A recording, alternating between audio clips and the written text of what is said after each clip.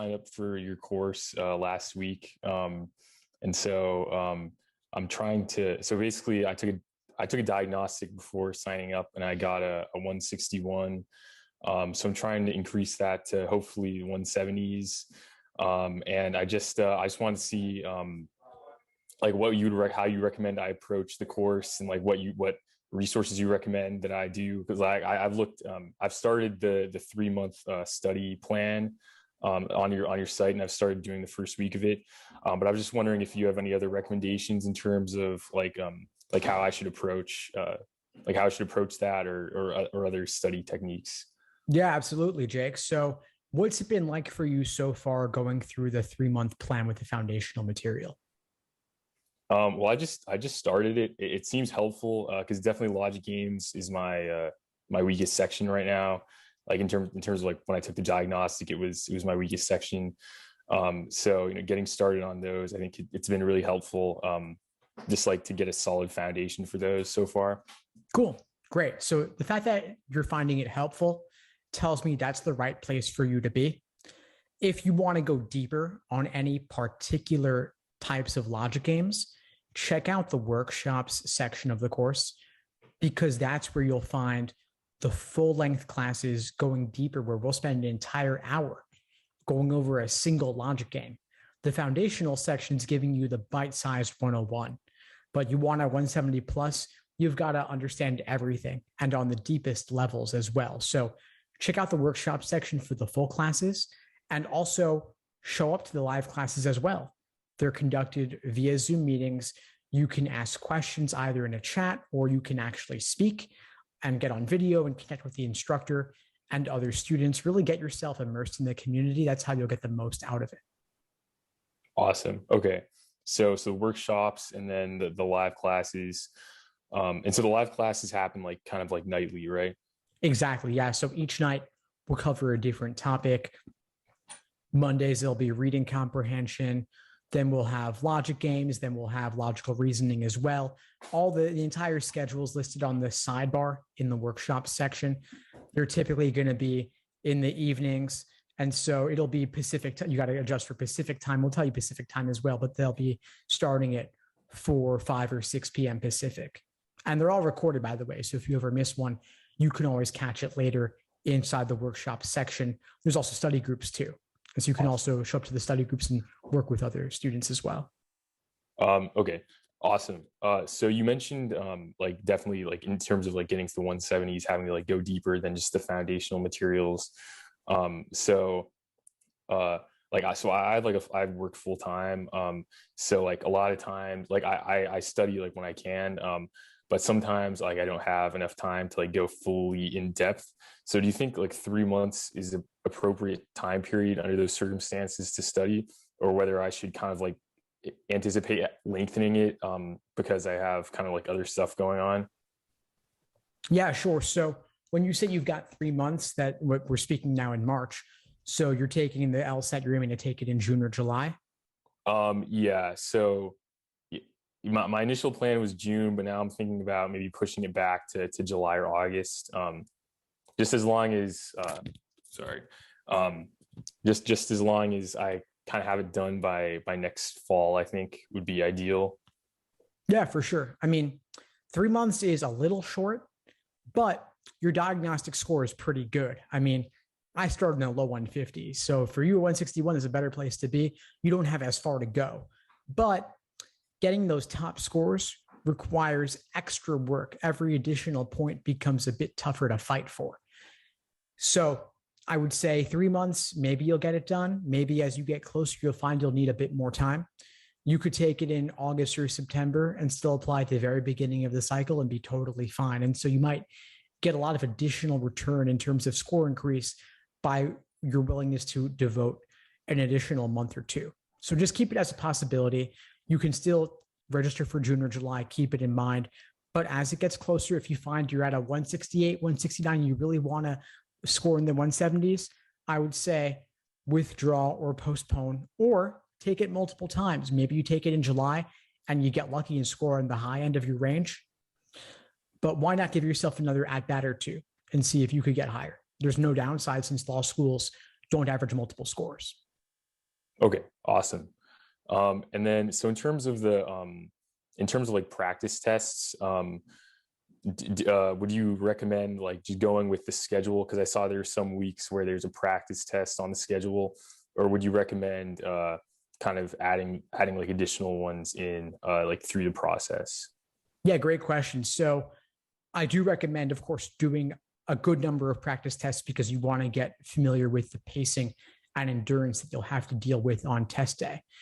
The best way to add in more practice tests is when you end up, if you do end up lengthening your timeline. So if you were oriented around getting it done in 3 months, and then you say, you know what, I'm going to give it another month or two. Well, what do you do with that additional month or two? More practice tests, because you already have the foundation at that point. At that point, once you have the foundation, all you really need to do is work on your weak areas and then do additional practice tests. And you're working full time, and you anticipate working full time for the entire duration of your studying? Yes. Okay. Yeah. So, I mean, you will, it's not like you're going to have 30 hours a week to study. You're going to have more likely 10, 15, maybe 20 if you push it. Does that sound like around what you've been doing? Yeah. Well, I haven't really like developed a schedule yet, but yeah, I think that hopefully that's like around what I'll be able to carve out once I start like getting on a more consistent schedule. Yeah, for sure. I mean, most people, if they're working full time, I'll just paint a picture for you and let me know how this feels if it applies to your situation. You're working full time. Are you commuting or remote or a mix? I'm hybrid, so okay. Some days I'm commuting, some days I'm not. Cool. All right. So the days that you're not commuting, since you save time on the commuting, you could potentially devote that to more LSAT. So let's say roughly on average, you'll maybe do 10 hours a week, 10 hours during the week, like 2 hours per weekday, roughly. And then you could do another 5 to 8 on the weekend. I'm painting the ideal picture here. I know reality may look different, but 15 to 18 is possible with a hybrid work situation. If you end up doing 12, no big deal. You've got 3+ months to get this done. And then once you already finish up your foundation, it's really just, again, working on your weak areas and taking practice tests and reviewing. That's it. And so the nature of what you end up doing won't actually change that much related to the time that you put in. It'll just be, okay, I'm going to do either 2 exams a week or 1 exam a week. Not a big deal which one you do. It's important that you review in depth, though, either way. More is better, but only up to a point because you don't want to burn out. Right. Okay, gotcha. And then, so I know you obviously got a very high score on LSAT, and I'm sure you've seen like a lot of people who went through your program that got high scores. So are there any like other like tips or like behaviors that you like commonly see out of like high scorers in terms of like how they're approaching studying or anything else like that? Yeah, absolutely. I mean, the biggest one is being relentless in looking to figure out exactly why you made a mistake. Because it will happen. These are tough questions. You will make mistakes. And rather than arguing with the answer key or arguing with the test makers, and rather than glossing over your mistakes and saying, oh, I get it now, if you actually say to yourself, okay, well, what specifically led me to get this question wrong? Why did I get it wrong? What was the entire process that led to me having some kind of misunderstanding or just being lost altogether? Figuring out the unique tricks and traps that you're prone to falling for, noting them, logging them, reviewing them so that you don't make the same mistake again. This is especially important in logical reasoning and reading comprehension, where you have these perceived ambiguities of language. In logic games, it more often is because you didn't catch a key inference or didn't fully understand a rule. And there's also things around maximizing your use of previous work, your hypothetical scenarios that you draw, so that you don't end up having to reinvent the wheel or approach the problem by brute force, meaning that you try out all 5 answer choices methodically, which is obviously not an efficient approach. They're not looking for you to just apply formulas. They're looking for you to actually figure out the hack that gets you there faster.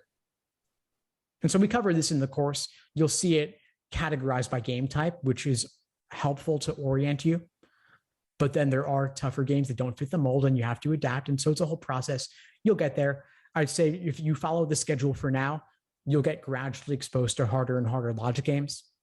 Then we'll do the same thing for the other sections as well. Okay. And then once you really get into it, in the full-length class recordings, you'll see the more detailed breakdowns. And if you have trouble finding any, just let me know, because I do demo it for each exam question type, how to go about it. I see. Okay. Yeah. That's great. Awesome.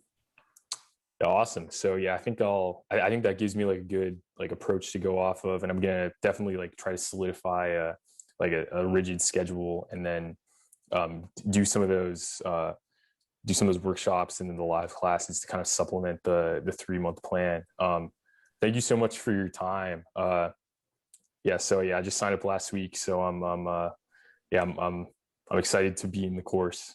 Awesome, Jake. I'm excited to have you. If you have any questions or need anything, reach out. I'm here for you. Thank you. I really appreciate that. Thanks for tuning into the show. Please subscribe if you haven't done so already to be notified of new episodes as I release them. And feel free to reach out if you need anything at all as you move forward with your prep.